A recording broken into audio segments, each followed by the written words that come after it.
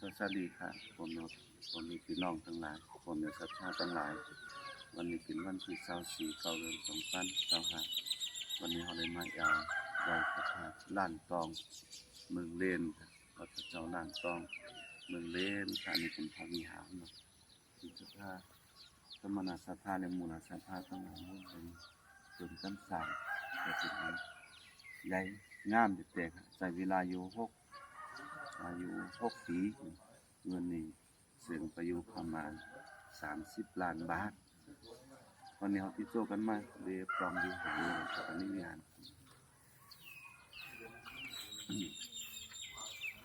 มีพระเจ้าอันเจ้าเป็นไส้ครับมุขลานะพระศิวลีพระโจกพระจับพระโจกลาภพระโจกมีใจมาไหลมาสร้างความโจกมีใจโอ้ในวิหารนี่เป็นที่แสน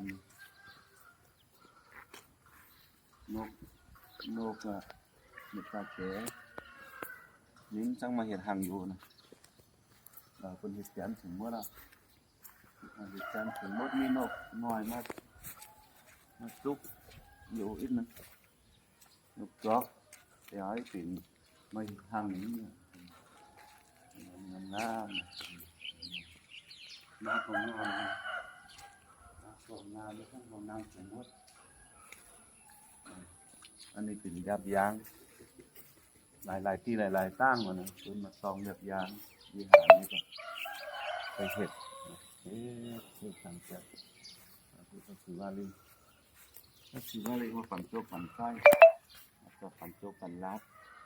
คือไปเกิดคุยกันเลยเวลาเป็นเห็ดหลีเห็ดงามวิหารก็เป็นนี่วิหารเป็นศาลาพระเจ้าศาลานาก็นี่ก็งามเหมือนกันนี่ก็งามมาต้องที่มันมีการสร้างเนาะร้อยอยู่ถึงใต้หน้าวิหาร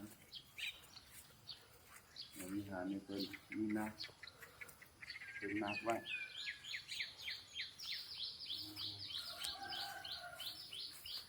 นี่คือแม่อันนี้ก็คือเดือนนี้วิหารงามวิหารใหญ่เสียงงามวิหารใหญ่คือมันเรียนมีที่นี่ที่เลี้ยวละงามทางวิหารงามทางคงวัดนี่เป็นล้อนะให้เป็นเป็นเหตุเป็นธรรมชาติมีอย่างมีหลายอย่างหลายสองหลังข้าวมันเลย1 จาน 2 จาน 3 จาน 4 จานมี5 จานนั่นเองนะ5 จานอันนี้ฝนที่เขาวันนึงเนี่ยขนาดโอ้หลังข้าว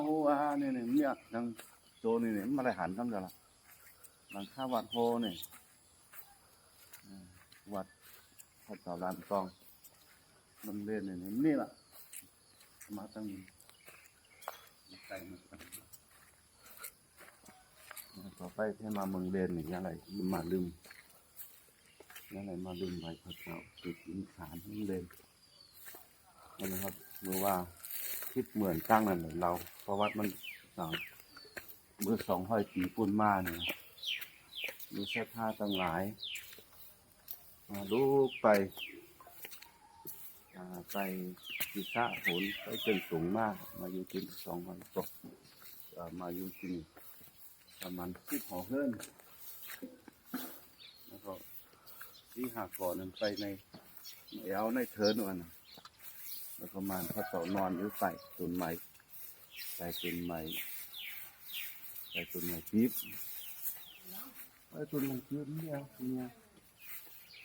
นี่เนาะให้ไปถามจะให้ถ้าทุเรียนมาทุกเป็นเลยทิพย์อยู่ที่เราให้มาโยกผมได้ไว้พระเจ้านอนองค์เกลือไว้มั้ง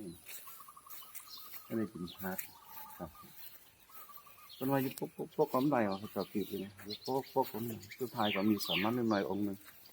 ว้ายนะซานหรือนำมาแล้วก็ขึ้นมา100นี่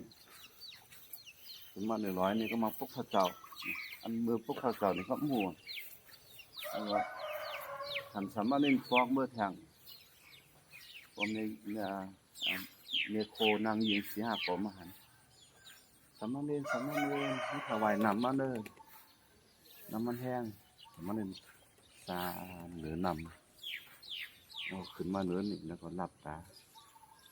มาพบพระเจ้าแล้วก็ปองมือสามเณรก็ปองมือซ้อมไว้แล้วมือไหว้น้ำสามเณรจะท่าเปิดหันสามเณรถ้าก็ไหว้น้ำด้วยน้ำมันแห้งกูน้ำปัดไปสามเณรก็สาไหว้น้ำเรากำลังได้ยินเมียโคอัน30กว่าอยู่นำเนาะ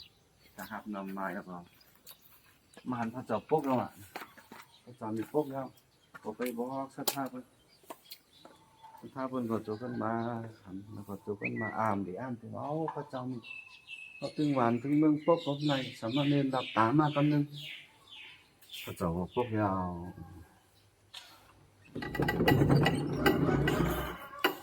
ให้สักสมมุติคนเฮ็ดดีสมมุติเนาะ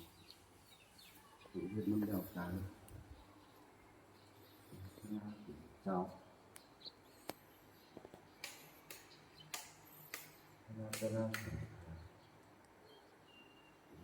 เจ้าเนาะ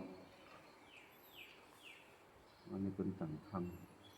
ำสักทีตั้งเป็นรายการอันนี้ประวัติมันชิปติดแล้วในเราเป็น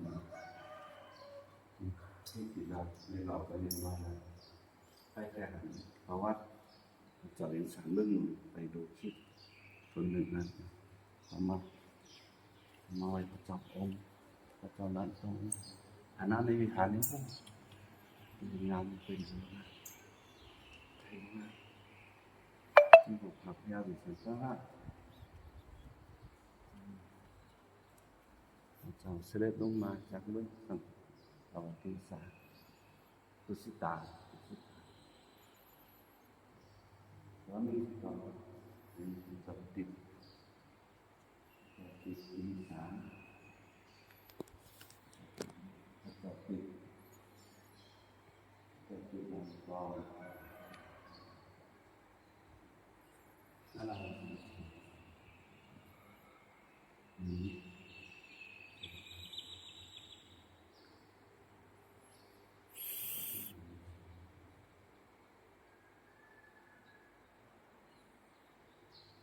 อาหารที่เป็นตัวนี้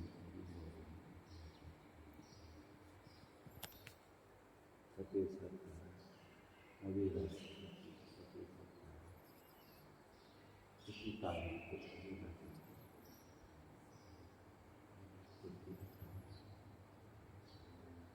กุศลสังขาร